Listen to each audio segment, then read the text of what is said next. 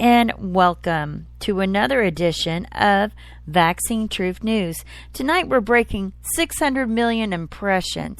This is my Listen While You Tweet show. So what I need to do right now is to go over here and get my URL. What? Whatever. Okay. Someone sent me a message. And I'm like, what? So we are live right now. We are live. Let me go ahead and tweet the show real quick. Right there.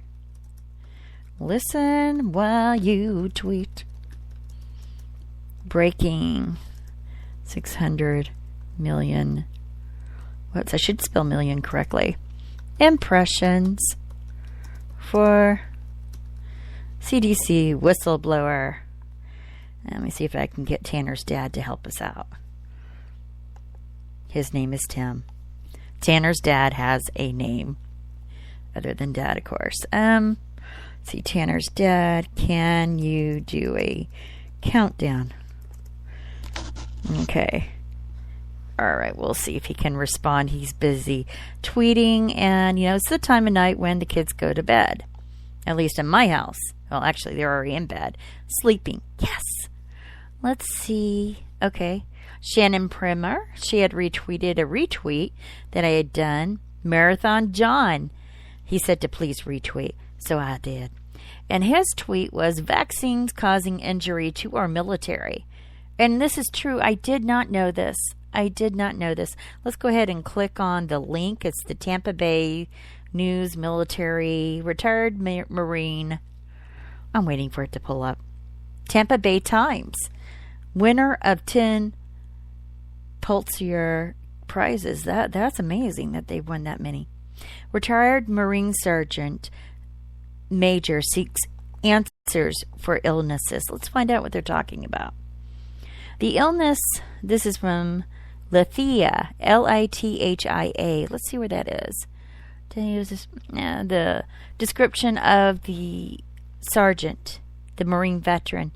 Bill Hines, a Marine veteran, stands near the many ranks that he held and medals he received over 27 years of service.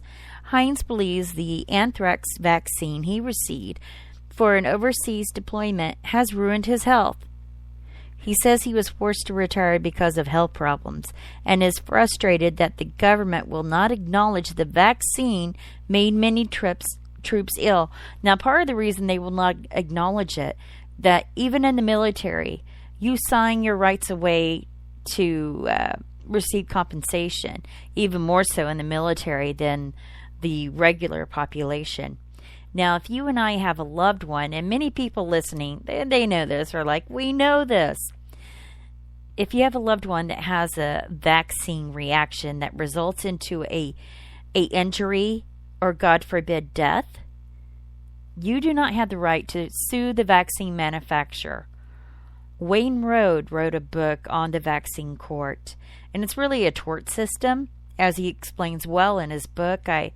It's published by Skyhorse Publishing. See, I even know the publisher. So it's really important to know what you're doing when you're signing those papers if you do vaccinate. So looking at this article, it states that the illness hit Marine Corps Sergeant Major William A. Hines in 2010, like no enemy he had ever experienced. And this was brought to him through our government, a medical assault, if you will.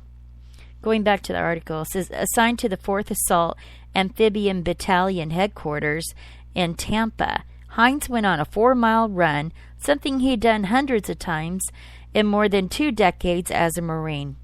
But afterwards, he couldn't catch his breath. He felt pressure on his head and couldn't focus. Another Marine rushed Hines to the Tampa General Hospital, where doctors ultimately found blood clots in his lungs. They were amazed that I was still alive. This is just an aside. When you have blood clots, they can go to your heart, and then it's over. That's probably why they were amazed. So he had lungs full of blood clots.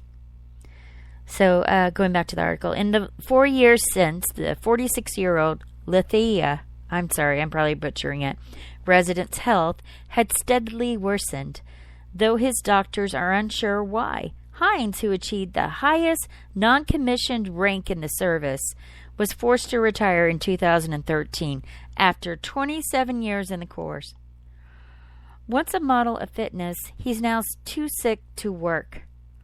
In fact, Hines said he is often too weak to walk his dogs.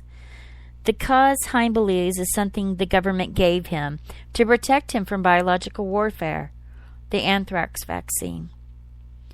Now, maybe you can use this in some of your tweets. That's why I am reading aloud the article, because I know you're busy tweeting. The Pentagon maintains that the vaccine provided to more than 3 million troops since 1998 is safe and effective. But some veterans of Iraq and Afghanistan have persistently questioned whether a range of puzzling health ills they have suffered might be linked to the vaccine. Hines, who will be on blood thinners the rest of his life, has spent most of the past 4 years researching the vaccine and networking with other ill veterans. This gives me an idea. And he helped create an informational website, veteranarchangel.com. veteranarchangel.com. There are a lot of people just like me who are sick, Hines said.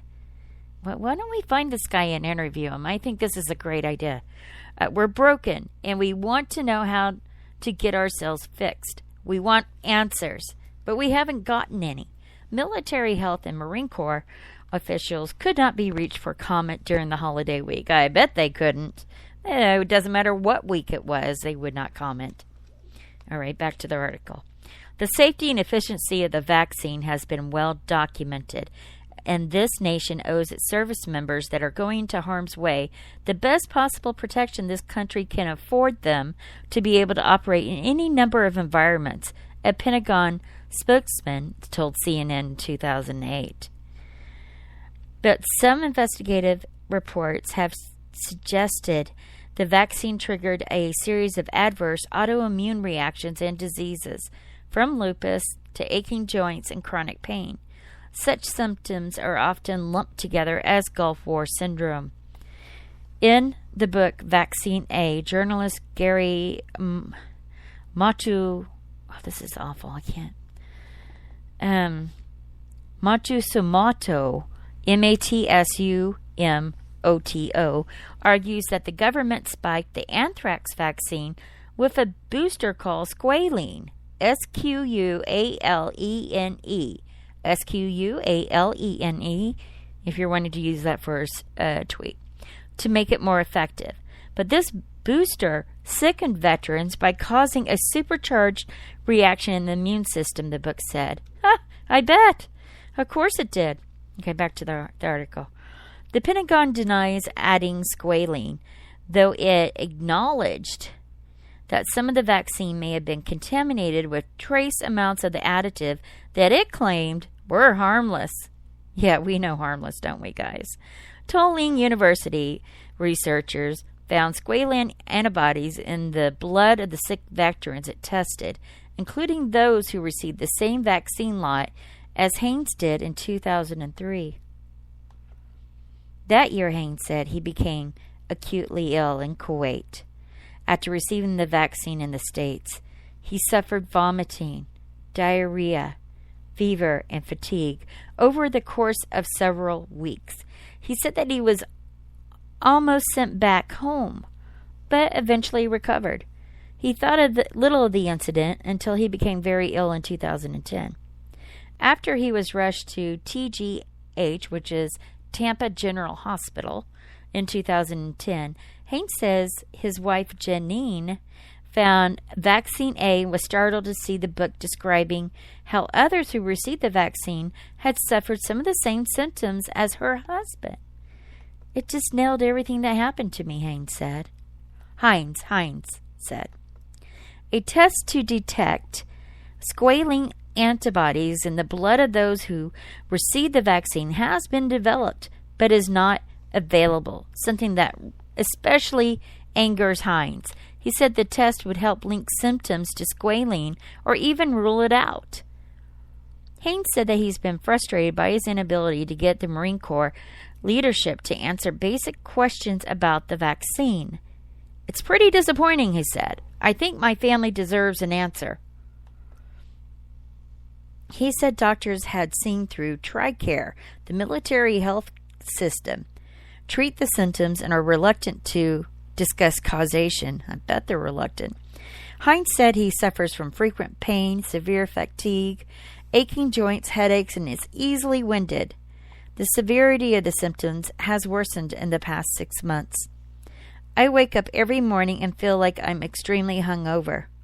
Hines' close friend, Tampa attorney James Hines, who is not related to the Marine, said he has been startled by his friend's physical decline. We used to run 7-minute miles together, James Hines said. Now this guy can't walk up the stairs without having a hard time. All of a sudden he's fallen off a cliff. I'm afraid he's dying. Hines visited a Mayo Clinic facility in Jacksonville this month for a week of tests and meetings with specialists. He returns in January. So far, doctors have diagnosed him with fibromyalgia, an element of unknown origin that causes widespread pain. A sergeant major is usually the person in the Marine Corps responsible for the well-being and morale of the troops. Hines still feels that responsibility extending beyond retirement. He wants to be able to get answers for other Marines who also are sick. It's my responsibility, Hines said. Marines take care of their own. Contact William R. Lesquas at tampabay.com. You'll have to see the article for the phone number. I don't really like to put phone numbers out there without permission. You can do article reprints, photo reprints. This was last modified Friday, December 26 at 9:24 p.m. Retired Marine Sergeant Major seeks answer for illness. So if you go to, let's see, the original. I know I retweeted it. I'm trying to get back to my notifications. Let me go down here. Oh, yes. It's Marathon John at Marathon John, John, and Marathon is Marathon John. You might want to go to his wall, see if he has some other articles. Why don't we take a look at Marathon John's wall? There's a lot of good people that are tweeting, and I really like it when we retweet really good articles or memes that have tiny URLs. And if they don't have the tiny URLs, we need to capture the attention of the public and create impressions. If someone's retweeting you a lot or is kind enough that they've never retweeted you before, please respond back and let them know that you appreciate their retweet. And if you can do it in a way where it creates another impression, like if they've done the hashtag CDC whistleblower, reply back that you appreciate their retweet. Always remember to use the hashtag CDC whistleblower. Let's not lose a chance to create an impression. We want to reach 600 million tonight. I believe we're at 583 million last. I'm going to take a look at Tanner's dad at Tanner's dad. I'm going to look at his page in a few minutes to see if he has any what do you call it? Any numbers. I was trying to think of the word.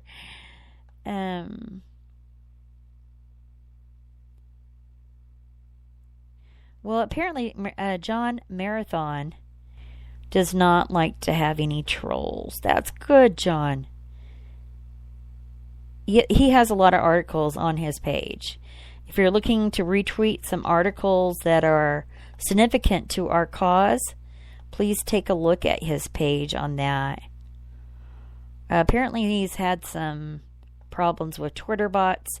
Going to read a picture he has on how to spot Twitter bots for the people that are listening.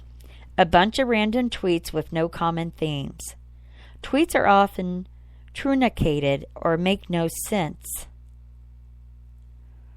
Periodic and regular timing of tweets.